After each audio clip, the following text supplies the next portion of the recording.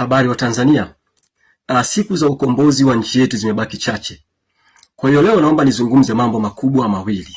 Kwanza nitazungumza juu ya kundi la watu wanaotumia nguvu nyingi kuzuia maandamano. Lakini pili nitawapa siri.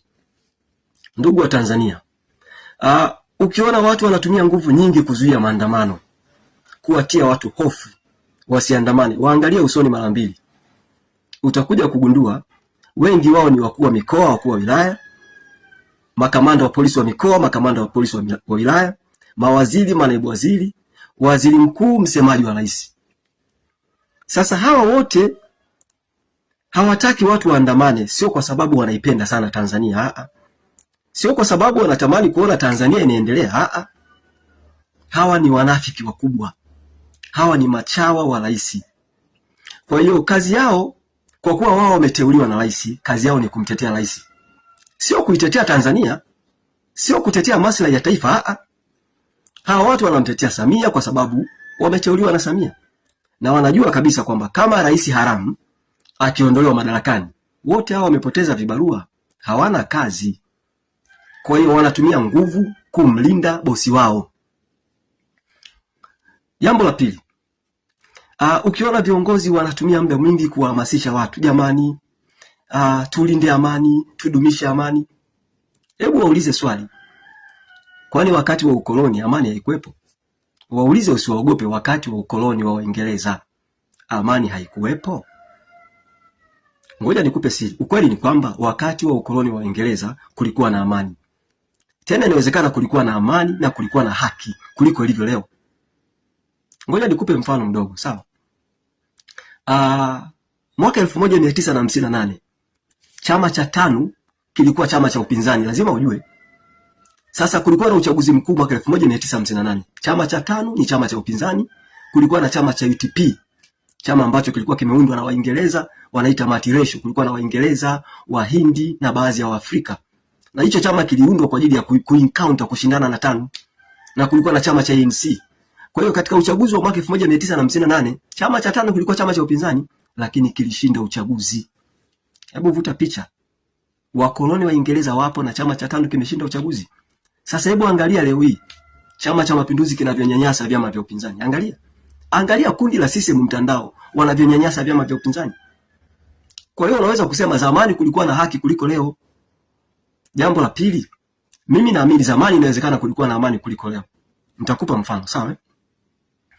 Kama leo hii tukiweza kuwa na chombo huru na haki kikachunguza Watanzania ambao wametekwa na kuuawa. Yaani katika kipindi cha miaka 4 tu ya Samia, unaweza kukuta Watanzania waliotekwa, walionyanyaswa na kuuawa katika kipindi cha miaka 4 ya Samia ni wengi kuliko Watanganyika waliotekwa na kuuawa katika kipindi cha miaka 39 ya utawala wa kikoloni.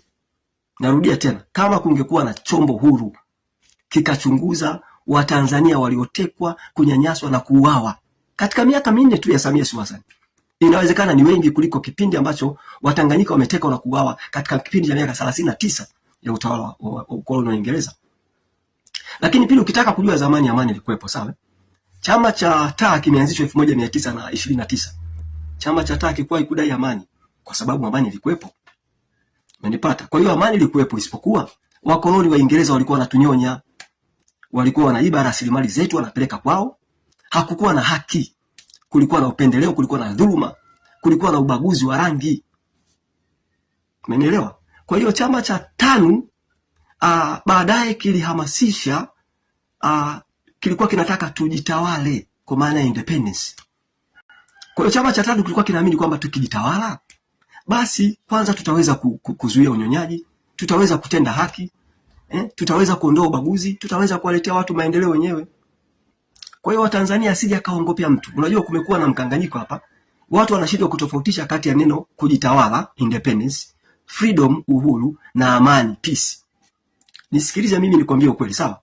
Kujitawala ni bora kuliko amani. Kwa sababu ndani ya kujitawala kuna amani. Ndani ya kujitawala huwezi kukuta wezi wanaiba rasilimali za nchi. Kwa sababu kujitawala maana yake watu watachagua viongozi wao. Watu, yani kutakuwa na mifumo huru na ya haki, watu watachagua viongozi wenye akili, viongozi wanaojali maslahi ya watu, viongozi wenye utu, watalinda rasilimali za watu na wataleta haki, wataleta amani. Umenielewa? Kwa hiyo kuna wakati watawala wanalazimisha, jamani, tuhubiri amani. Wanataka amani ili waendelee kutunyonya, majambazi wakubwa. Yaani wanataka amani ili waendelee kutuibia, si ndio? Kwa hiyo ndugu wa Tanzania, mimi nihitimishe kwa kusema kwamba tarehe 9 mwezi wa 12 tutaandamana. Na tutafanya maandamano makubwa kweli. Lengo letu sio kuharibu amani, kwa sababu amani ipo. Na wala hatuna shida na amani sisi. Sisi tunaamini amani ipo. Tunachotaka, tutaandamana kwa sababu kwanza tumeporwa haki yetu ya kuchagua viongozi tunaowataka. Kimsingi sasa hivi tuko utumwani. Kwa sababu nikupe mfano, si ndio? Wakoloni wa Jerumani waliingia hapa kwa silaha. Walitumia bunduki wakatutawala. Aya, Samia na kundi lake la wanamtandao sio wametumia bunduki. Sasa hawa si wakoloni kama Wajerumani tu. Wana utofauti gani hawa na ukoloni? Si majambazi kama majambazi wengine. Wao wanatutawala kwa nguvu na wanatuibia rasilimali zetu vile vile. Kwa hiyo tarehe 9 mwezi wa 12 wa Tanzania tujitokeze kwa wingi. Tuingie barabarani. Kwanza tudai haki yetu ya kuchagua viongozi tunaowataka. Pili, tudai haki. Haki ya kuhukumiwa kwa haki, tudai uhuru wa mahakama. Pili, tukemee, tulani vitendo vya viongozi mabepari Samia Suluhu Hassan na kundi lao la wanamtandao kuendelea kuibia na kunyonya nchi yetu. Kwa mimi niendelee tena nihitimishe kusema kwamba ndugu zangu, kujitawala ni bora kuliko amani, kwa sababu ndani ya kujitawala kuna amani, lakini ndani ya amani sometimes kuna unyonyaji na kuna mauaji makubwa.